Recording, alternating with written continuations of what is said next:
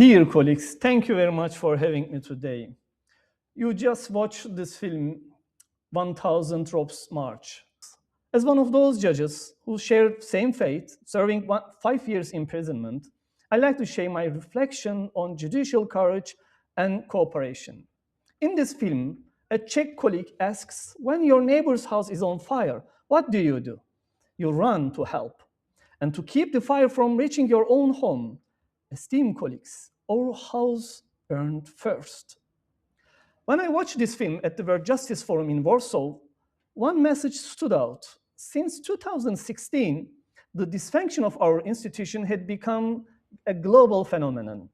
When my turn came to speak, I wanted to offer another perspective. I spoke about Tolkien's The Lord of the Rings, about Frodo, Gandalf, and their fellowship, and a power that sought to burn the entire world. Authoritarianism tests every generation. It comes with offers and threats. The offer is the ring, requiring submission. The threat is exile and punishment. Each generation must decide whether to wear the ring or cast it into the fire.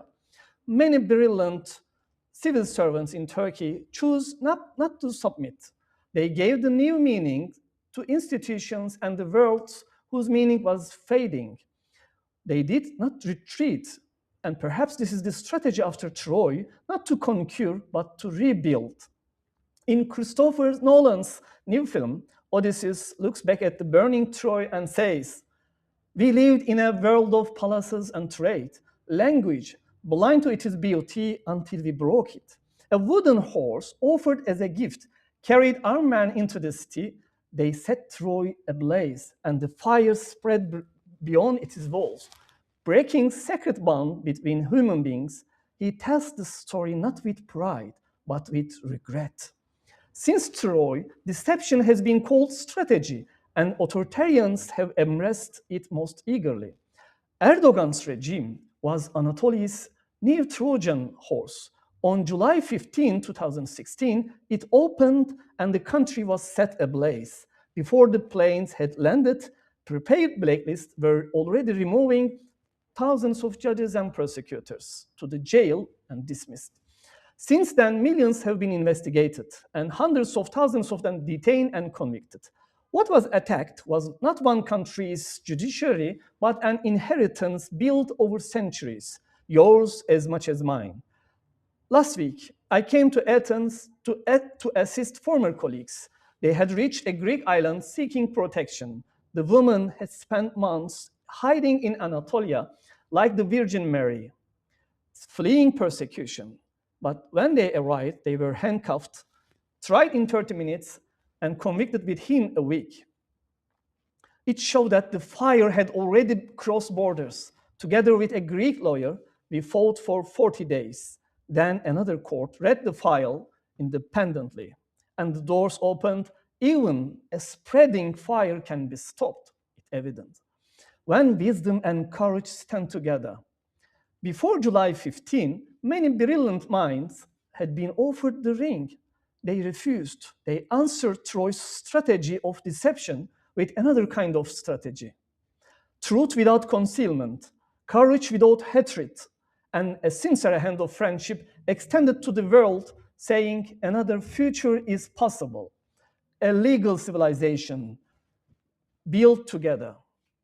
For centuries, Anatolia sent armies west. Today, people travel west from Anatolia again, but not on horseback, not carrying weapons. Some cross the sea in plastic boats, some swam rivers in the dark, leaving everything behind. One of them was a judge I had worked with. She crossed the Aegean Sea with her 2 babies. She reached the other shore. Her babies did not. But what waited for her on that shore tells the real meaning of civilization. She was received not as a refugee, but as a judge by European colleagues. It was a professional fellowship at its finest. We were welcomed by Western colleagues and institutions. They attended our trials, sent letters, sent money to the families, and supported them, carried forgotten names into their assemblies like that. It is legal civilization rebuilding itself by healing a wounded part of its own body. Those who serve power intended to scatter these people like an ashes. But wherever they landed, they took root in fertile ground, once divided by distance, now united by shared values. And this is where my hope comes from.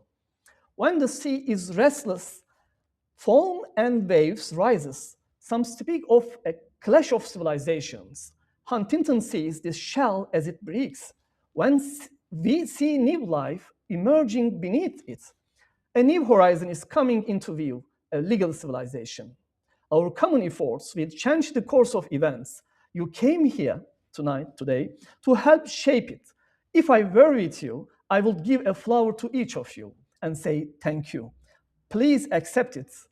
Authoritarianism offers fear. The wise answer with trust and serenity. It offers hatred. You answer with solidarity and compassion. It tells us the destruction is complete. We show that the rebuilding has already begun. Thank you very much for listening.